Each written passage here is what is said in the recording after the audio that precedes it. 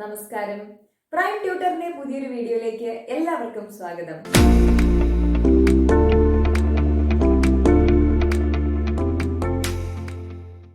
ഇന്ന് നമ്മൾ പഠിക്കാൻ പോകുന്നത് 6ാം ക്ലാസ്സിലെ ജിയോഗ്രഫി ടെക്സ്റ്റിന്റെ രണ്ടാമത്തെ ചാപ്റ്റർ ആണ്. ചാപ്റ്ററിന്റെ പേര് ഗ്ലോബ്, ലാറ്റിറ്റ്യൂഡ്സ് ആൻഡ് ലോഞ്ചിറ്റ്യൂഡ്സ്. അപ്പോൾ ഗ്ലോബിനെ കുറിച്ചാണ് ഈ ഒരു ചാപ്റ്റർ. 6ാം ക്ലാസ്സിലെ ചാപ്റ്റർ ആയതുകൊണ്ട് തന്നെ വളരെ ബേസിക് ആയിട്ടുള്ള ജിയോഗ്രഫിയിലെ കാര്യങ്ങളാണ് ഈ ഒരു ചാപ്റ്ററിൽ പറഞ്ഞു പോകുന്നത്. ഏറ്റവും ഇമ്പോർട്ടന്റ് ആയിട്ടുള്ള കുറച്ച് പോയിന്റ്സും ആണ്. അതുകൊണ്ട് ഇത് ഒരിക്കലും നമ്മൾ മറന്നു പോകാൻ പാടില്ല. അപ്പൊ നമുക്ക് ക്ലാസ്സിലേക്ക് കടക്കാം. അപ്പൊ കഴിഞ്ഞ ക്ലാസ്സിൽ നമ്മൾ പഠിച്ചിരുന്നു എർത്തിന്റെ ഷേപ്പ് കറക്റ്റ് ഒരു സ്പിയർ അല്ല, പിന്നെയോ ജിയോയിഡ് എന്ന് പറയുന്ന ഒരു ഷേപ്പാണ്. അപ്പൊ ഒരു ബലൂൺ നമ്മൾ എടുത്തു വെച്ച് ഇങ്ങനെ അമർത്തി കഴിഞ്ഞാൽ എങ്ങനെ ഇരിക്കോ അതാണ് എർത്തിന്റെ ഷേപ്പ്. അപ്പൊ പോൾസിന്റെ അവിടെ പോൾസ് ഭാഗത്ത് ഫ്ലാറ്റ് ആയിട്ടാണ് എർത്ത് ഇരിക്കുന്നത്. അപ്പൊ എർത്തിന്റെ ഒരു മിനിയേച്ചർ മോഡലായിട്ട് നമ്മൾ ഗ്ലോബ് ആണ് പഠിക്കാറുള്ളത്. ഗ്ലോബില് എർത്തിനെ ഒരു സ്പിയർ ആയിട്ടാണ് കാണിക്കുന്നത്. പക്ഷെ ശരിക്കും എർത്ത് ഒരു സ്പിയർ ആണോ, കറക്റ്റ് ഒരു സ്പിയർ ആണോ? അല്ല, ഒരു ജിയോയിഡ് ഷേപ്പാണ് എർത്തിൻ്റെത്. പക്ഷെ നമ്മൾ ഗ്ലോബില് ഈ സ്പിയർ രൂപത്തിലാണ് പഠിക്കുന്നത്. അപ്പൊ ഗ്ലോബ് എല്ലാവരും കണ്ടിട്ടുണ്ടാവും. ഗ്ലോബില് ഒരു നീഡിൽ ഉണ്ടാവും. ഈ നീഡിലാണ് ഈ സ്പെറിക്കൽ ബോള് വെച്ചിരിക്കുന്നത്. അപ്പൊ ആ നീഡില് വെച്ചുകൊണ്ട് ഈ ബോള് നമുക്ക് കറക്കാൻ പറ്റും. വെസ്റ്റ് ടു ഈസ്റ്റ് ഡയറക്ഷനിലാണ് നമ്മൾ ഗ്ലോബ് റൊട്ടേറ്റ് ചെയ്യുന്നത്. എർത്ത് എങ്ങനെയാണോ റൊട്ടേറ്റ് ചെയ്യുന്നത് അതുപോലെ തന്നെയാണ് ഗ്ലോബും റൊട്ടേറ്റ് ചെയ്യുന്നത്. വെസ്റ്റ് ടു ഈസ്റ്റ് ഡയറക്ഷനിലായിരിക്കും റൊട്ടേഷൻ. അപ്പൊ ഗ്ലോബിന്റെ നടുക്കൂടി പോകുന്ന ഈ ഒരു നീഡിലിനെ നമ്മൾ ആക്സിസ് എന്ന് വിളിക്കും. അപ്പോ ശരിക്കും എർത്തിന് അങ്ങനെ ഒരു നീഡിലുണ്ടോ? ഇല്ല, ഇതൊരു ഇമാജിനറി ആക്സിസ് ആണ്. അപ്പൊ ഗ്ലോബ് എല്ലാവരും കണ്ടിട്ടുണ്ടാവും. സ്ട്രെയിറ്റ് ആയിട്ട് ആയിരിക്കില്ല എർത്ത് ഇരിക്കുന്നത്, കുറച്ച് ചരിച്ചായിരിക്കും ഗ്ലോബില് എർത്തിനെ വെച്ചിരിക്കുന്നത്. അപ്പൊ അതിനർത്ഥം എന്താണ്? എർത്ത് ശരിക്കും അതിന്റെ എലിപ്റ്റിക്കൽ ഓർബിറ്റില് ഒന്ന് ചരിഞ്ഞാണ് ഇരിക്കുന്നത്. അങ്ങനെ ചരിഞ്ഞുകൊണ്ടാണ് എർത്ത് കറങ്ങുന്നത്. അത് കാണിക്കാൻ വേണ്ടിയിട്ടാണ് ഗ്ലോബിൽ അങ്ങനെ ആക്സിസിൽ എർത്തിനെ ചരിച്ചു വെച്ചിരിക്കുന്നത്. ഇനി ഒരു ഗ്ലോബ് എടുത്തു കഴിഞ്ഞാൽ അതിൽ കുറെ ഇമാജിനറി ലൈൻസ് നമുക്ക് കാണാൻ പറ്റും. ശരിക്കും അങ്ങനെ എർത്തിന്റെ സർഫസിൽ ആരെങ്കിലും ലൈൻ ഇട്ട് വെച്ചിട്ടുണ്ടോ? ഇല്ല. അപ്പൊ കുറെ ഇമാജിനറി ലൈൻസ്, വെർട്ടിക്കലും ഹൊറിസോണ്ടലും ആയിട്ടുള്ള ഇമാജിനറി ലൈൻസ് ഈ ഗ്ലോബിന്റെ സർഫസിലുണ്ട്. ഈ ലൈൻസിനെ നമ്മൾ ലാറ്റിറ്റ്യൂഡ്സ്, ലോഞ്ചിറ്റ്യൂഡ്സ് എന്നൊക്കെ വിളിക്കും. അപ്പൊ എന്താണ് ലാറ്റിറ്റ്യൂഡ്, എന്താണ് ലോങ്ങിറ്റ്യൂഡ് എന്നൊക്കെയുള്ള ഒരു ക്ലിയർ ഐഡിയ നമ്മൾ ഉണ്ടാക്കി വെക്കണം. അതെന്താണെന്ന് മനസ്സിലാക്കിയില്ലെങ്കിൽ നമുക്ക് വളരെ ബേസിക് ആയിട്ടുള്ള ഇൻഫർമേഷൻ ആണ് മനസ്സിലാവാതെ പോകുന്നത്. അപ്പൊ ഗ്ലോബ് എടുത്ത് നോക്കിക്കഴിഞ്ഞാൽ എർത്തിന്റെ കറക്റ്റ് നടുക്കൂടി ഒരു ലൈൻ പോകുന്നത് നമുക്ക് കാണാൻ പറ്റും. അപ്പോൾ എർത്തിനെ രണ്ട് ഈക്വൽ പാർട്ടായിട്ട് തിരിക്കുന്ന ഒരു ലൈൻ നമുക്ക് കാണാൻ പറ്റും. ആ ലൈനെയാണ് ഇക്വേറ്റർ എന്ന് പറയുന്നത്. അപ്പൊ ഇക്വേറ്ററിന് മുകളിലുള്ള പാർട്ടിനെ നമ്മൾ നോർത്തേൺ ഹെമിസ്ഫിയർ എന്നാണ് വിളിക്കുന്നത്. അപ്പൊ ഇക്വേറ്ററിന് താഴെയുള്ള പാർട്ടിനെയോ സതേൺ ഹെമിസ്ഫിയർ എന്നാണ് വിളിക്കുന്നത്. അപ്പൊ ഇക്വേറ്റർ ഗ്ലോബിനെ രണ്ട് ഈക്വൽ പാർട്ടായിട്ട് ഡിവൈഡ് ചെയ്യുന്നു. ഇനി നമ്മൾ ലാറ്റിറ്റ്യൂഡ് എന്താണ് എന്നാണ് പഠിക്കാൻ പോകുന്നത്. വളരെ ഇമ്പോർട്ടൻ്റ് ആണ്, ശ്രദ്ധിച്ചിരിക്കണം. NCERT പാരലൽസ് ഓഫ് ലാറ്റിറ്റ്യൂഡ് എന്താണ് എന്ന് മാത്രമേ പറയുന്നുള്ളൂ. ലാറ്റിറ്റ്യൂഡ് എന്താണ് എന്നുള്ളൊരു കറക്റ്റ് ഐഡിയ തരുന്നില്ല. അപ്പൊ ലാറ്റിറ്റ്യൂഡ് എന്ന് പറഞ്ഞാൽ എന്താണ്? It is actually the angular distance measured north or south from the equator. അപ്പോ ഇവിടെ ഈ ഒരു പിക്ചറിലേക്ക് നോക്കുക. ഇത് നമ്മുടെ എർത്താണ്. എർത്തിനെ ഞാൻ ഇത്രയും പീസ് മുറിച്ച് വെച്ചിരിക്കുകയാണ്. അപ്പോൾ എർത്തിന്റെ ഏറ്റവും സെന്റർ പോയിന്റ് ആണ് ഈ നടുക്ക് കാണുന്ന O എന്ന് പറയുന്നത്.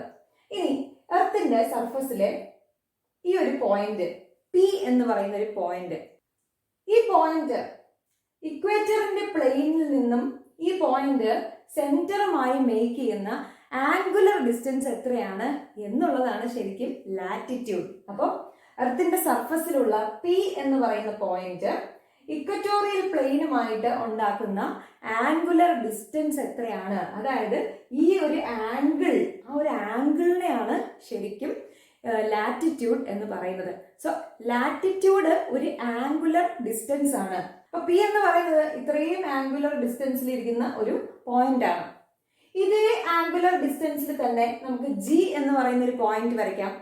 അങ്ങനെ പല പല പോയിന്റ് ഇതേ ആംഗുലർ ഡിസ്റ്റൻസിൽ നമ്മൾ വരച്ചിട്ട് ഈ പോയിന്റ്സ് എല്ലാം കൂടി നമ്മൾ ജോയിൻ ചെയ്യുമ്പോൾ നമുക്ക് കിട്ടുന്ന ഒരു ലൈനിനെയാണ് പാരലൽസ് ഓഫ് ലാറ്റിറ്റ്യൂഡ് എന്ന് പറയുന്നത്. അപ്പൊ കോൺസെപ്റ്റ് ക്ലിയർ ആയെന്ന് ഞാൻ വിചാരിക്കുന്നു. ലാറ്റിറ്റ്യൂഡ് എന്ന് പറഞ്ഞു കഴിഞ്ഞാൽ ഈ കാണുന്ന ആംഗുലർ ഡിസ്റ്റൻസ് ആണ്. ഇങ്ങനെ ആംഗുലർ ഡിസ്റ്റൻസ്, സെയിം ആംഗുലർ ഡിസ്റ്റൻസിൽ ഇരിക്കുന്ന കുറെ പോയിന്റുകൾ തമ്മിൽ ജോയിൻ ചെയ്ത് വരയ്ക്കുമ്പോൾ കിട്ടുന്ന ഒരു വര, ഒരു ലൈനിനെയാണ് നമ്മൾ പാരലൽസ് ഓഫ് ലാറ്റിറ്റ്യൂഡ് എന്ന് പറയുന്നത്. അപ്പോൾ ടെക്സ്റ്റിൽ ഈ പാരലൽസ് ഓഫ് ലാറ്റിറ്റ്യൂഡിനെ കുറിച്ച് മാത്രമേ പറയുന്നുള്ളൂ. ലാറ്റിറ്റ്യൂഡ് എന്താണ് എന്നൊന്നും വിവരിച്ച് പറയുന്നില്ല. അപ്പോൾ ലാറ്റിറ്റ്യൂഡ് എന്താണെന്ന് നമ്മൾ കറക്റ്റായിട്ട് മനസ്സിലാക്കണം. അപ്പോൾ 0 ഡിഗ്രി ലാറ്റിറ്റ്യൂഡ് എന്ന് പറയുന്നതാണ് നമ്മുടെ ഇക്വേറ്റർ. അതായത് ഇക്വേറ്റർ നമ്മുടെ ഗ്ലോബിനെ കറക്റ്റ് 2 ഈക്വൽ പാർട്ടായിട്ട് ഡിവൈഡ് ചെയ്യുന്നു. 0 ഡിഗ്രി എന്ന് പറഞ്ഞാൽ എന്താണ്? എർത്തിന്റെ സെൻട്രൽ പോയിന്റിൽ നിന്ന് ഇക്വറ്റോറിയൽ പ്ലെയിനിലേക്ക് ആംഗുലർ ഡിസ്റ്റൻസ് എത്രയാണ്? 0 ആണ്. അതുകൊണ്ടാണ് ഇക്വേറ്റർ 0 ഡിഗ്രി ആകുന്നത്. അപ്പൊ ഇക്വേറ്ററിൽ നിന്ന് നോർത്തിലേക്ക് ആംഗുലർ ഡിസ്റ്റൻസ് കൂടി കൂടി വരുമ്പോൾ നമ്മൾ 10 ഡിഗ്രി നോർത്ത്, അതുപോലെ 20 ഡിഗ്രി നോർത്ത്, 30 ഡിഗ്രി നോർത്ത് എന്നൊക്കെ പറഞ്ഞ് കൂടിയെടുക്കും. ഈ ഇക്വേറ്ററിൽ നിന്ന് സൗത്തിലേക്ക് ആംഗുലർ ഡിസ്റ്റൻസ് എടുക്കുമ്പോഴോ 10 degree south, 20 degree south, 30 degree south എന്ന് പറഞ്ഞ് നമ്മൾ എഴുതും. അപ്പൊ ഇക്വേറ്ററിൽ നിന്നാണ് നമ്മൾ ആംഗുലർ ഡിസ്റ്റൻസ് എടുക്കുന്നത്, അല്ലെങ്കിൽ ലാറ്റിറ്റ്യൂഡ് കണക്കാക്കുന്നത്. ഇനി നമ്മൾ പഠിക്കാൻ പോകുന്നത് ഇമ്പോർട്ടന്റ് പാരലൽസ് ഓഫ് ലാറ്റിറ്റ്യൂഡ് ആണ്. അപ്പൊ 0 ഡിഗ്രി എന്ന് പറയുന്ന ഇക്വേറ്റർ ആണ്. ഇക്വേറ്ററിന് പാരലൽ ആയിട്ട് നമുക്ക് ലാറ്റിറ്റ്യൂഡ് നോർത്തേൺ ഹെമിസ്ഫിയറിലേക്കും ഉണ്ട്, സദേൺ ഹെമിസ്ഫിയറിലേക്കും ഉണ്ട്. അപ്പൊ 1 degree latitude, 2 degree latitude, 3 degree latitude, 4 degree latitude എന്ന് പറഞ്ഞു പോയി 90 ഡിഗ്രി ലാറ്റിറ്റ്യൂഡ് വരെ നമ്മുടെ നോർത്ത് ഹെമിസ്ഫിയറിലുണ്ട്. അപ്പോൾ 90 ഡിഗ്രി ലാറ്റിറ്റ്യൂഡ് നോർത്തിനെയാണ് നമ്മൾ എന്ത് വിളിക്കുന്നത്? നോർത്ത് പോൾ എന്ന് വിളിക്കുന്നത്. ഈ അതുപോലെ തന്നെ സൗത്തിലേക്കും 0 ഡിഗ്രി എന്ന് പറയുന്ന ഇക്വേറ്ററിന് പാരലലായി സൗത്തിലേക്ക് 1 ഡിഗ്രി, 2 ഡിഗ്രി, 3 ഡിഗ്രി പോയി 90 ഡിഗ്രി സൗത്ത് ലാറ്റിറ്റ്യൂഡ് ഉണ്ട്. 90 ഡിഗ്രി സൗത്ത് പാരലൽ ഓഫ് ലാറ്റിറ്റ്യൂഡിനെയാണ് നമ്മൾ സൗത്ത് പോൾ എന്ന് വിളിക്കുന്നത്. അപ്പൊ എല്ലാ പാരലൽസ് ഓഫ് ലാറ്റിറ്റ്യൂഡ്സും അത്ര ഇമ്പോർട്ടൻ്റ് ഒന്നുമല്ല. നമുക്ക് ഇമ്പോർട്ടൻ്റ് ആയിട്ട് എടുത്ത് പഠിക്കേണ്ട ചില പാരലൽസ് ഓഫ് ലാറ്റിറ്റ്യൂഡ്സ് ഉണ്ട്. അപ്പൊ അതിനെ കുറിച്ചാണ് പറയാൻ പോകുന്നത്. അപ്പൊ 4 ഇമ്പോർട്ടന്റ് പാരലൽസ് ഓഫ് ലാറ്റിറ്റ്യൂഡ് ഉണ്ട്. അപ്പൊ അത് ഏതൊക്കെയാണെന്ന് പറയാം. 23 ഡിഗ്രി ഹാഫ് നോർത്ത് ലാറ്റിറ്റ്യൂഡ് ആണ് ട്രോപ്പിക് ഓഫ് ക്യാൻസർ. അപ്പോൾ ഇക്വേറ്ററിന് നോർത്തിലായിട്ടുള്ള 23 ഹാഫ് ഡിഗ്രിയിൽ കിടക്കുന്ന പാരലൽ ഓഫ് ലാറ്റിറ്റ്യൂഡ് ആണ് ട്രോപ്പിക് ഓഫ് ക്യാൻസർ. ഇനി 66.5 ഡിഗ്രി നോർത്തിൽ കിടക്കുന്ന ഒരു പാരലൽ ഓഫ് ലാറ്റിറ്റ്യൂഡ് ആണ് ആർട്ടിക് സർക്കിൾ. അപ്പൊ അതും രണ്ടാമത്തെ ഇമ്പോർട്ടന്റ് ആയിട്ടുള്ള ഒരു പാരലൽ ഓഫ് ലാറ്റിറ്റ്യൂഡ് ആണ്. അപ്പോൾ ലാറ്റിറ്റ്യൂഡ് എന്ന് പറയുമ്പോഴും പാരലൽ ഓഫ് ലാറ്റിറ്റ്യൂഡ് എന്ന് പറയുമ്പോഴും ശ്രദ്ധിക്കണം. ലാറ്റിറ്റ്യൂഡ് എന്ന് പറഞ്ഞു കഴിഞ്ഞാൽ ഒരു ആംഗുലർ ഡിസ്റ്റൻസ് ആണ്.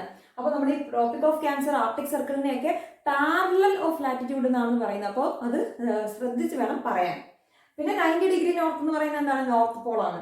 ഇനി നോക്കിക്കേ, 0 ഡിഗ്രിക്ക് സൗത്തിലേക്ക് കിടക്കുന്ന 2 ഇമ്പോർട്ടന്റ് ആയിട്ടുള്ള പാരലൽ ഓഫ് ലാറ്റിറ്റ്യൂഡ് ഉണ്ട്. 23.5 ഡിഗ്രി സൗത്തിൽ കിടക്കുന്ന പാരലൽ ഓഫ് ലാറ്റിറ്റ്യൂഡ് ആണ് tropic of capricorn. Tropic of capricorn. ഇനി 66.5 ഡിഗ്രി സൗത്തിൽ കിടക്കുന്ന ഇമ്പോർട്ടന്റ് പാരലൽ ഓഫ് ലാറ്റിറ്റ്യൂഡ് ആണ് അന്റാർട്ടിക് സർക്കിൾ. അപ്പോൾ ഇത് രണ്ടുമാണ് സദേൺ ഹെമിസ്ഫിയറിലെ ഇമ്പോർട്ടന്റ് പാരലൽ ഓഫ് ലാറ്റിറ്റ്യൂഡ്. അപ്പോൾ ഇത് വളരെ ഇമ്പോർട്ടന്റ് ആണ്, ഓർത്ത് വയ്ക്കുക. ഇനി ഈ ചാപ്റ്ററിൽ ഹീറ്റ് സോൺസിനെ കുറിച്ചാണ് പഠിക്കുന്നത്. സൂര്യനിൽ നിന്നുള്ള direct sunlight over the head ആയിട്ട് നമുക്ക് എല്ലാ സ്ഥലങ്ങളിലും നിന്ന് കഴിഞ്ഞാൽ കിട്ടില്ല. അപ്പൊ ഓവർ ദി ഹെഡ് സൺറൈസ് നമുക്ക് കിട്ടുന്നത് ഏത് ലാറ്റിറ്റ്യൂഡ്സിന്റെ ഇടയിൽ നിൽക്കുമ്പോഴാണ്? ഈ 23 ഡിഗ്രി ഹാഫ് നോർത്ത് ലാറ്റിറ്റ്യൂഡിന്റെയും 23 ഡിഗ്രി ഹാഫ് സൗത്ത് ലാറ്റിറ്റ്യൂഡിന്റെയും ഇടയ്ക്ക് നിൽക്കുമ്പോൾ മാത്രമാണ് സൂര്യന്റെ റേസ് നമുക്ക് ഓവർ ദി ഹെഡ്, അതായത് എപ്പോഴെങ്കിലൊക്കെ ആയിട്ട് ഈ ഒരു പ്രദേശത്ത് നമ്മുടെ ഓവർ ദി ഹെഡ് ആയിട്ട് തൊട്ട് തലയ്ക്ക് മുകളിൽ സൂര്യൻ വരുന്നത് നമുക്ക് അനുഭവപ്പെടും.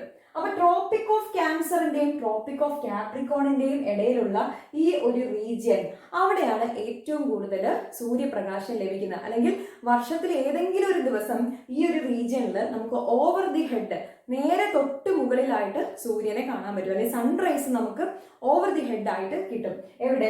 ഈ ഒരു റീജിയനിൽ. അപ്പോൾ 23 ഡിഗ്രി ഹാഫ് സൗത്ത് തൊട്ട് 23 ഡിഗ്രി ഹാഫ് നോർത്ത് വരെയുള്ള ആ ഒരു റീജിയനിൽ വളരെയധികം സൂര്യപ്രകാശം കിട്ടും. ഇപ്പൊ ഏറ്റവും കൂടുതൽ ഹീറ്റ് കിട്ടുന്ന ഒരു പ്രദേശം എന്ന് പറയുന്നത് ആ ഒരു പ്രദേശമായിരിക്കും. അപ്പൊ ആ പ്രദേശത്തിനാണ് നമ്മൾ ടൊറിഡ് സോൺ എന്ന് പറയുന്നത്. അപ്പൊ ഏറ്റവും കൂടുതൽ ഹീറ്റ് കിട്ടുന്ന ഒരു പ്രദേശമാണ് ടൊറിഡ് സോൺ. അപ്പോൾ വളരെ ഇമ്പോർട്ടന്റ് ആണ്. 23 half degree north, 23 half degree south, ഇതിനിടയിലുള്ള ഒരു ഹീറ്റ് സോണിനെ നമ്മൾ ടൊറിഡ് സോൺ എന്ന് വിളിക്കും. ഇനി ഈ ട്രോപ്പിക് ഓഫ് ക്യാൻസറിന്റെയും അതുപോലെ ആർട്ടിക് സർക്കിളിന്റെ ഇടയിലുള്ള ആ ഒരു റീജിയൻ, അതായത് 23½ നോർത്ത് തൊട്ട് 66½ നോർത്ത് വരെയുള്ള ഇടയുള്ള റീജിയനെയും, അതുപോലെ 23½ സൗത്ത് തൊട്ട് 66½ സൗത്ത് വരെ ഇടയിലുള്ള റീജിയൻ, ട്രോപ്പിക് ഓഫ് കാപ്രിക്കോണിന്റെയും അന്റാർട്ടിക് സർക്കിളിന്റെയും ഇടയിലുള്ള റീജിയൻ, അവിടെ കുറച്ചും കൂടി ഹീറ്റ് കുറവായിരിക്കും. അപ്പൊ ആ ഒരു റീജിയനെ നമ്മൾ ടെമ്പറേറ്റ് റീജിയൻ എന്നാണ് വിളിക്കുന്നത്. Temperate region. അപ്പോൾ ഈ ഒരു ഏരിയ അത് രണ്ടും ടെമ്പറേറ്റ് റീജിയൻ അല്ലെ ടെമ്പറേറ്റ് സോൺ ആണ്. അതാണ് രണ്ടാമത്തെ ഹീറ്റ് സോൺ. ഇനി ഏറ്റവും തണുപ്പുള്ള പ്രദേശം എവിടെയായിരിക്കും? നമ്മുടെ അന്റാർട്ടിക് സർക്കിളിന് താഴേക്കുള്ള സൗത്ത് പോൾ വരെയുള്ള ആ ഒരു റീജിയനും ആർട്ടിക് സർക്കിളിന് മുകളിലേക്ക് നോർത്ത് പോൾ വരെയുള്ള റീജിയനും വളരെ തണുപ്പുള്ള സ്ഥലമായിരിക്കും. പെർമാഫ്രോസ്റ്റ് ആയിട്ട് പെർമനന്റ് ആയിട്ട് അവിടെ മഞ്ഞായിട്ട് ഇരിക്കുന്ന സ്ഥലമായിരിക്കും. അപ്പൊ ആ ഒരു സോണിനെ നമ്മൾ ഫ്രിജിഡ് സോൺ എന്നാണ് പറയുന്നത്. ഫ്രീസ് ആയിട്ട് ഇരിക്കുന്ന സ്ഥലമാണ്, അതുകൊണ്ട് തന്നെ ഫ്രിജിഡ് സോൺ എന്നാണ് പറയുന്നത്. അപ്പൊ ഹീറ്റ് സോൺസിനെ കുറിച്ചാണ് നമ്മൾ പഠിച്ചത്. 3 ഹീറ്റ് സോൺ ആണുള്ളത്. 23½ നോർത്തിനും 23½ സൗത്തിനും ഇടയിലുള്ള ഹീറ്റ് സോണിനെ നമ്മൾ ടോറിഡ് സോൺ എന്ന് വിളിക്കും. 23½ നോർത്ത് സൗത്ത്, അതുപോലെ 66½ നോർത്ത് സൗത്ത്, ഇതിന്റെ ഇടയിലുള്ള റീജിയനെ നമ്മൾ ടെമ്പറേറ്റ് റീജിയൻ എന്ന് വിളിക്കും. അതുപോലെ നമ്മുടെ പോളാർ റീജിയൻ, ഏറ്റവും കൂടുതൽ തണുപ്പുള്ള സ്ഥലത്തെ നമ്മൾ എന്ത് വിളിക്കും? ഫ്രിജിഡ് സോൺ എന്ന് വിളിക്കും.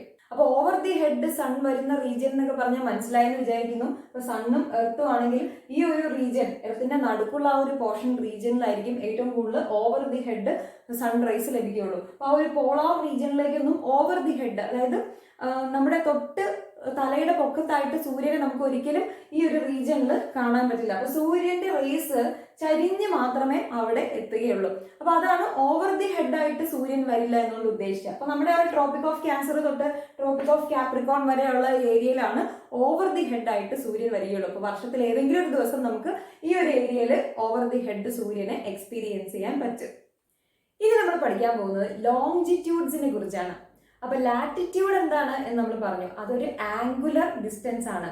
അതുപോലെ തന്നെ ഒരു ആംഗുലർ ഡിസ്റ്റൻസ് ആണ് ലോങ്ജിറ്റ്യൂഡ്സ്. പാരലൽ ആയിട്ടാണ് നമ്മൾ ലാറ്റിറ്റ്യൂഡ്സിനെ വരച്ചിരുന്നതെങ്കിൽ ലോങ്ജിറ്റ്യൂഡ്സ് നമുക്ക് ഒരിക്കലും പാരലൽ ആയിട്ട് വരയ്ക്കാൻ പറ്റില്ല.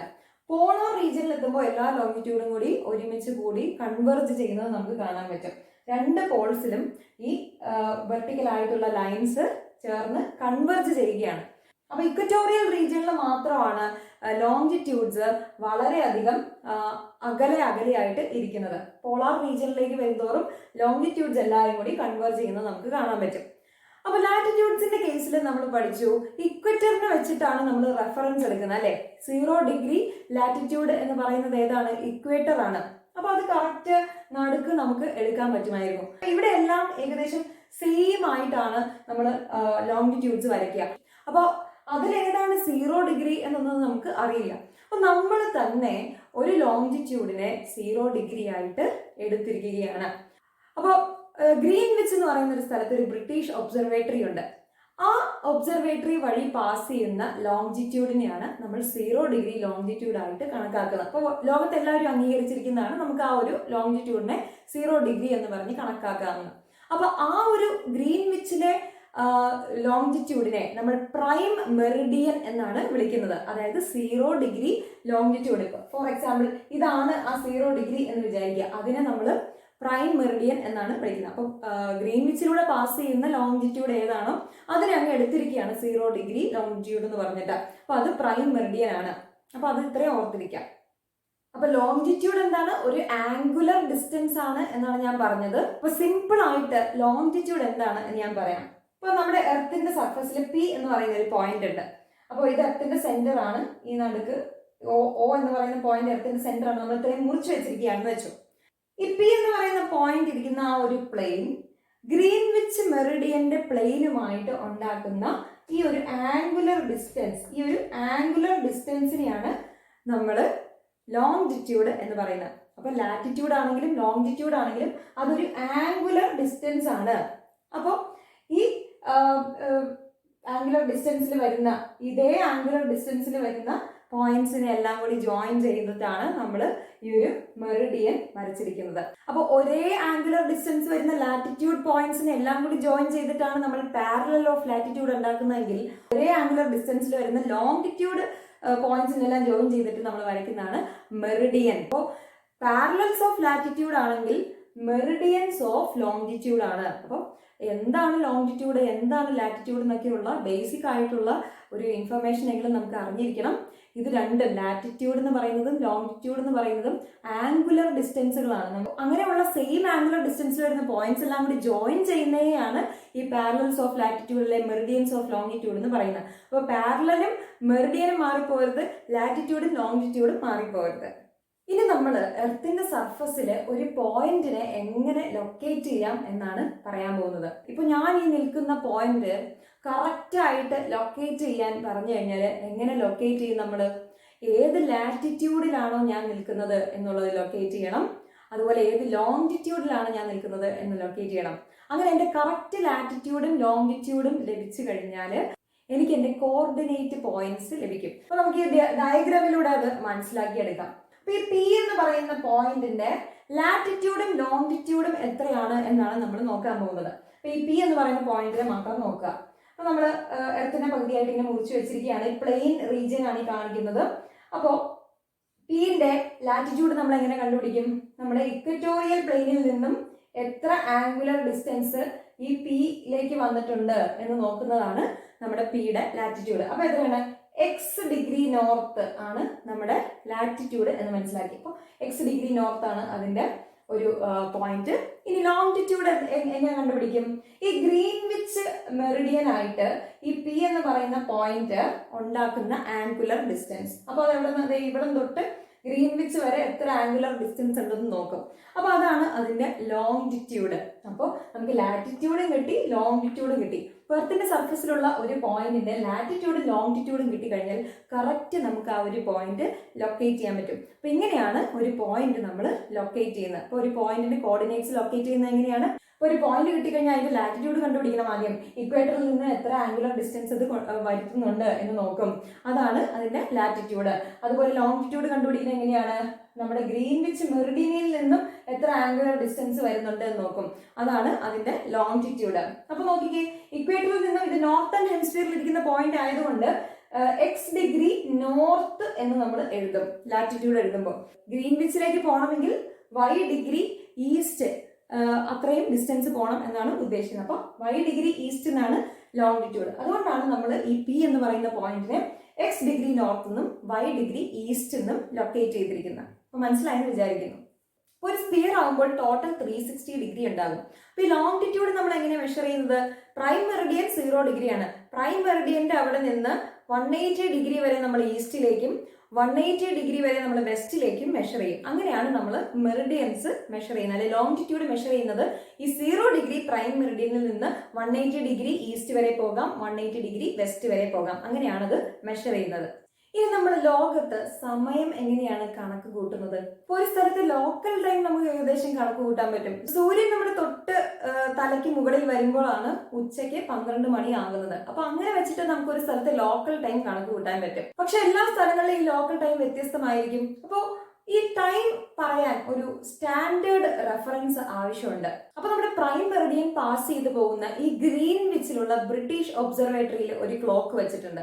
അതാണ് ലോകത്തിന്റെ സ്റ്റാൻഡേർഡ് ടൈം എന്ന് പറയുന്നത്, അല്ലെങ്കിൽ ഗ്രീൻവിച്ച് മീൻ ടൈം എന്ന് പറയുന്ന GMT, ഗ്രീൻവിച്ച് മീൻ ടൈം എന്ന് പറയുന്നത് ഈ 0 ഡിഗ്രി പ്രൈം മെറിഡിയൻ പാസ് ചെയ്ത് പോകുന്ന അവിടുത്തെ ലോക്കൽ ടൈം ആണ്. അപ്പൊ ഈ ടൈം റെഫറൻസ് വെച്ചുകൊണ്ടാണ് മറ്റ് സ്ഥലങ്ങളിലെ ടൈം നമ്മൾ പറയുന്നത്. ഗ്രീൻവിച്ച് മീൻ ടൈം ഏരിയയിലെ സമയത്തിനേക്കാളും മുന്നിട്ട് സമയം നിൽക്കുന്ന സ്ഥലമാണ് അതിന്റെ ഈസ്റ്റിലുള്ള ഏരിയാസ്.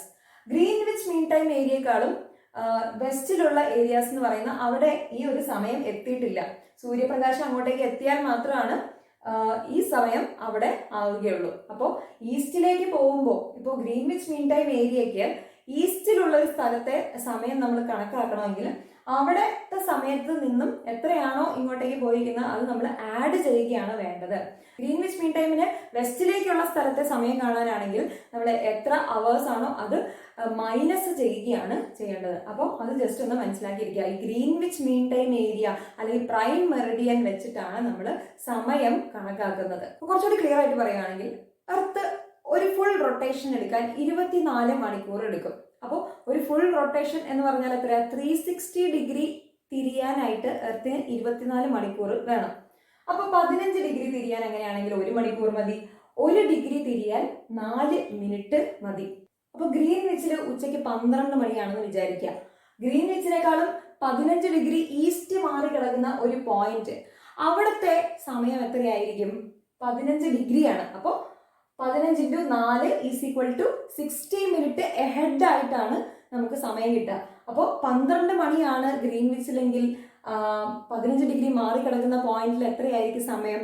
1 മണിയായിരിക്കും. 60 മിനിറ്റ് കഴിയുമ്പോഴേക്കും 1 മണിയായിരിക്കും. അപ്പോൾ ഗ്രീൻവിച്ചിന് ഈസ്റ്റിലേക്കുള്ള സ്ഥലമാണെങ്കിൽ ഗ്രീൻവിച്ചിലെ സമയത്തെക്കാളും മുന്നിട്ട് നിൽക്കുന്ന സമയമായിരിക്കും. ഗ്രീൻവിച്ചിന് വെസ്റ്റിലേക്കുള്ള ഏരിയയുടെ സമയമാണ് നോക്കുന്നതെങ്കിൽ ഗ്രീൻവിച്ചിനേക്കാളും താഴെ കിടക്കുന്ന സമയമായിരിക്കും. അപ്പോൾ അത് വളരെ ഇമ്പോർട്ടൻ്റ് ആണ്, ഓർത്ത് വയ്ക്കുക. ഇനി നമ്മൾ സ്റ്റാൻഡേർഡ് ടൈമിനെ കുറിച്ചാണ് പറയാൻ പോകുന്നത്. അപ്പോൾ ഓരോ രാജ്യത്തിനും അതിൻ്റെതായിട്ടുള്ള സ്റ്റാൻഡേർഡ് ടൈം ഉണ്ടാകും. ഇപ്പൊ ഇന്ത്യയുടെ കേസ് തന്നെ നോക്കിക്കേ. ഇന്ത്യ 68 ഡിഗ്രി ഈസ്റ്റ് ലോങ്ങിറ്റ്യൂഡിനും 97 ഡിഗ്രി ഈസ്റ്റ് ലോങ്ങിറ്റ്യൂഡിനും ഇടയിൽ കിടക്കുന്ന ഒരു രാജ്യമാണ്. അപ്പോൾ നമ്മുടെ ഗുജറാത്തിലുള്ള ലോക്കൽ ടൈമിൽ നിന്നും ഒത്തിരി വ്യത്യാസം ഉണ്ടാവും അരുണാചൽ പ്രദേശിലുള്ള ലോക്കൽ ടൈം. അപ്പൊ ഈ 2 സ്ഥലങ്ങളിലെ ലോക്കൽ ടൈം വ്യത്യാസം ഉള്ളത് കാരണം ഏതാണ് കറക്റ്റ് ടൈം, ഇന്ത്യയിലെ ടൈം പറയാൻ പറഞ്ഞു കഴിഞ്ഞാൽ കറക്റ്റ് ടൈം നമുക്ക് പറയാൻ ബുദ്ധിമുട്ടുണ്ടാവും. അപ്പൊ നമ്മൾ എന്ത് ചെയ്യും? നമ്മുടെ രാജ്യത്തിന്റെ സ്റ്റാൻഡേർഡ് ടൈം ആയിട്ട് ഒരു ടൈം അങ്ങ് കണക്കാക്കും. അങ്ങനെ നമ്മൾ കണക്കാക്കിയിരിക്കുന്നത് ഈ 82 ഡിഗ്രി ഹാഫ് ഈസ്റ്റ് ലോങ്ങിറ്റ്യൂഡിന്റെ അവിടെ എന്താണോ ടൈം, ആ ടൈമിനെയാണ് നമ്മൾ ഇന്ത്യൻ സ്റ്റാൻഡേർഡ് ടൈം ആയിട്ട് കണക്കാക്കിയിരുന്നത്. ഇനി വലിയ രാജ്യങ്ങളൊക്കെ ഉണ്ടെങ്കിൽ അവരിങ്ങനെ ഒറ്റ ടൈം സോൺ ആയിട്ടൊന്നും ഡിവൈഡ് ചെയ്യില്ല. 1, 2, 3 ടൈം സോൺ ആയിട്ടൊക്കെ ഡിവൈഡ് ചെയ്യേണ്ടി വരും. കാരണം അവിടെ ഒരു സ്റ്റാൻഡേർഡ് ടൈം എടുത്തു കഴിഞ്ഞാൽ ഒരു സ്ഥലത്ത് സന്ധ്യ ആയിട്ടിരിക്കുമ്പോൾ മറ്റൊരു സ്ഥലത്ത് രാത്രി ആയിരിക്കും. അപ്പോൾ അങ്ങനെ ഒരു ലോക്കൽ ടൈമിനെ മാത്രം അവിടെ സ്റ്റാൻഡേർഡ് ടൈം എടുക്കാൻ പറ്റാത്തതുകൊണ്ടാണ് വലിയ രാജ്യങ്ങൾ ഒരു രാജ്യത്ത് തന്നെ 1, 2, 3 സ്റ്റാൻഡേർഡ് ടൈംസ് ഉണ്ടാവും. അല്ലെങ്കിൽ ടൈം സോണുകളായിട്ട് ഡിവൈഡ് ചെയ്തിട്ടായിരിക്കും അവരവിടുത്തെ സ്റ്റാൻഡേർഡ് ടൈം കണക്കാക്കുക. ഇനി നമ്മുടെ പ്രൈം മെറിഡിയൻ അഥവാ 0 ഡിഗ്രി മെറിഡിയന്റെ ഈസ്റ്റിലായിട്ടാണ് ഇന്ത്യ സിറ്റുവേറ്റ് ചെയ്യുന്നത്. അപ്പൊ ഇന്ത്യൻ സ്റ്റാൻഡേർഡ് ടൈം എടുക്കുന്ന 82.5 ഡിഗ്രി ഈസ്റ്റ് മെറിഡിയൻ വെച്ചിട്ടാണ്. അപ്പൊ അത് ഈ 0 ഡിഗ്രി പ്രൈം മെറിഡിയന്റെ ഈസ്റ്റിൽ കിടക്കുന്ന ഒരു മെറിഡിയൻ ആയതുകൊണ്ട് തന്നെ അവിടേക്കാളും കുറച്ചും കൂടി എഹെഡ് ആയിട്ടാണ് നമ്മുടെ ടൈം വരിക. അപ്പോൾ ഇത് വെച്ച് കാൽക്കുലേറ്റ് ചെയ്യുമ്പോൾ നമ്മൾ 5 hours 30 minutes എഹെഡ് ആണ്.